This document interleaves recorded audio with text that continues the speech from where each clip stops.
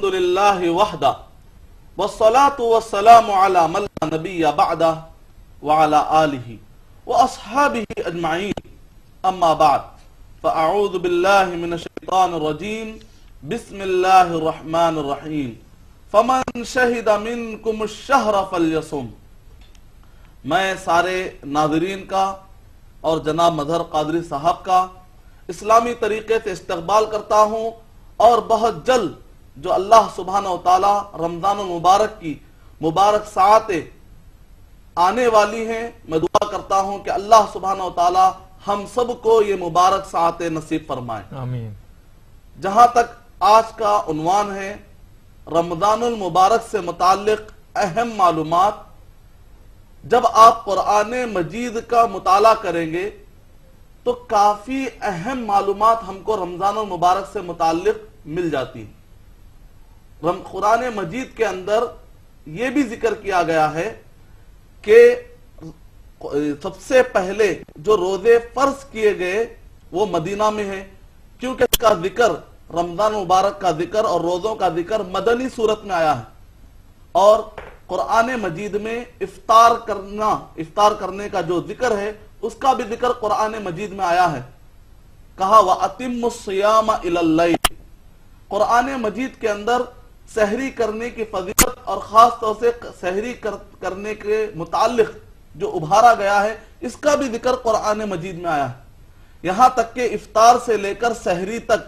کوئی روزے کی پابندی نہیں ہے، اس کا بھی ذکر قرآن مجید میں آیا ہے۔ بلکہ پورے قرآن مجید کا اگر آپ مطالعہ کریں گے تو سال کے 12 مہینے جو اسلامی کیلنڈر کے مطابق ہوتے ہیں، 12 مہینوں میں سے کسی بھی مہینے کا نام نہیں آیا، لیکن رمضان المبارک کا نام کے ساتھ ذکر آیا ہے۔ بلکہ قرآن مجید کے اندر اگر آپ مطالعہ کریں گے تو اس کے اندر اعتکاف کا ذکر آیا۔ قرآن مجید کے اندر اگر آپ مطالعہ کریں گے تو کہا گیا کہ یہ وہ مہینہ جس کے اندر سال بھر کی تقدیر بانٹی جاتی ہے، اور جو ابھی میں نے آپ کو پوائنٹس بتلائے ہیں یہ سارے پوائنٹس سورہ بقرہ سورہ نمبر 2 آیت نمبر 182، سورہ بقرہ سورہ نمبر 2 آیت نمبر 183، سورہ بقرہ سورہ نمبر 2 آیت نمبر 184 185 183 184 185،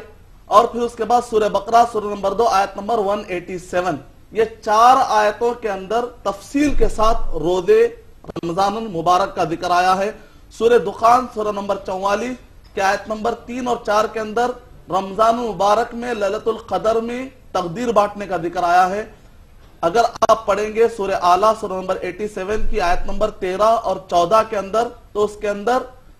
رمضان المبارک کی آخری رات اور اسی طرح عید کا بھی ذکر آیا ہے، یہاں تک کہ صدقہ فطر کا بھی ذکر آیا ہے جو رمضان کے آخری حصے میں دیا جاتا ہے۔ اور رمضان المبارک کا جو آخری دہا ہوتا ہے اس میں جو تاخرات ہوتی ہے اس کے لئے مکمل ایک سورہ ہے، سورہ نمبر 87 جس کو سورۃ القدر کہا جاتا ہے، انشاءاللہ سورہ نمبر 97 جس کو کہ سورۃ القدر کہا جاتا ہے۔ یہ ساری معلومات اہم معلومات خود قرآن مجید میں الحمدللہ موجود ہے۔ انشاءاللہ ہم سوالات اور جوابات کی روشنی میں اور بھی معلومات حاصل کریں گے۔